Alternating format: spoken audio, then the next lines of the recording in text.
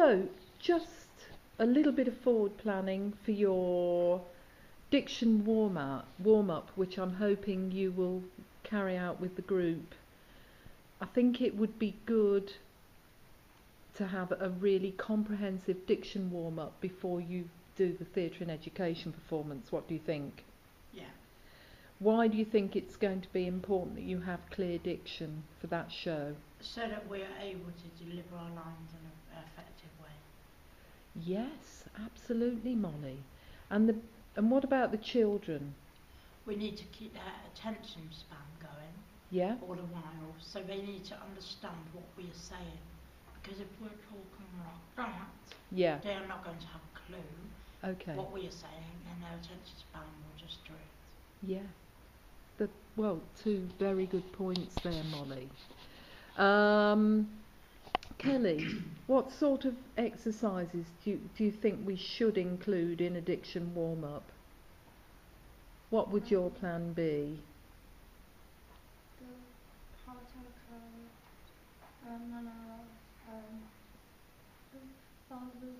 Yeah, yeah. Do you want to just say those for me again and actually say them properly so that they're clear? Yeah. So you're going to start off with... Monologue, Yeah? Partakas, and Salvazar. Okay, well done, Kelly. Make your intent, make everything a little bit clearer. Okay. Yeah. Those three exercises are so good for starting a warm-up. Why are they just the best exercises, do you think? Either of you? To get the voice flowing, you get the voice into a kind of pattern. Yes. And they're good for warming up like the soft palate and like helping you say like your T's and F's like more clearly. Yeah, yeah. Well, how do we produce the sound T, Kelly? Like with a tongue on the top of our mouth. Yeah, tongue, tip of tongue behind top The teeth, isn't it? Yeah. It's very important in performance that we encourage everybody to speak as clearly as possible, because that's going to make audience communication so much easier for you all. If there's a person who's mumbling on stage, then the children will lose interest and they'll start fidgeting, and then you will have to work even harder to try and get their interest back. So you think starting off with Partarkar, Manala and Tharvazar would be useful exercises. What else would be useful in a diction warm-up? Some tongue twisters. Tongue twisters. Give me some examples, Molly. So, for an example, wishy-washy Wilfred wished to win a washing machine. Yes, good. Do you have any others? Can you think of any others, Kellyanne, that might be useful?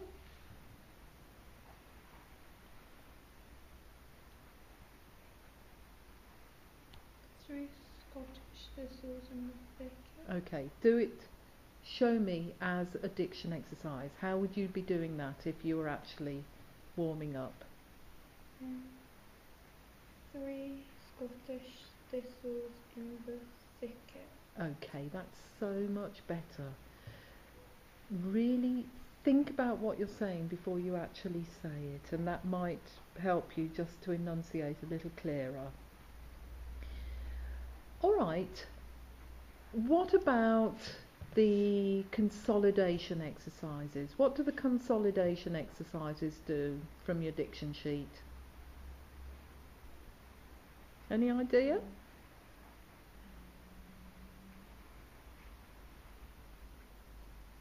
No. Right. The consolidation exercises are to sit in solemn silence. Do you remember that one? Yeah. And what are to do to die today. And basically they're set at the end of the sheet, and they bring together all the techniques that you have practiced as part of your diction warm-up. So you warm up all the articulators and the resonators with those pataka, manala and thabaza exercises. You then need to include a section of a variety of other diction or voice production exercises, something like oo, o, or, ah, a, e. Do you remember what that exercise works on? Worked on your vowels Yes. and your articulators. It does. It has a key function though, Molly. The oo, o, or, ah, a, e exercise actually, you're softening, you're trying to soften the impact at the beginning of the vowel, because sometimes we can put a glottal stop at the beginning of a vowel sound, so it becomes oo, o, or, ah, a, e. Can you hear the hard sound? Yeah. And what that exercise does, because you're working to pull in your diaphragm on each sound, you're trying to create a lovely soft vowel sound.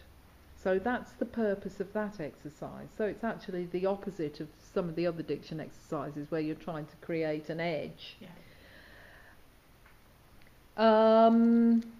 You could also warm people up using oo, because that's a great warm-up exercise for the lips.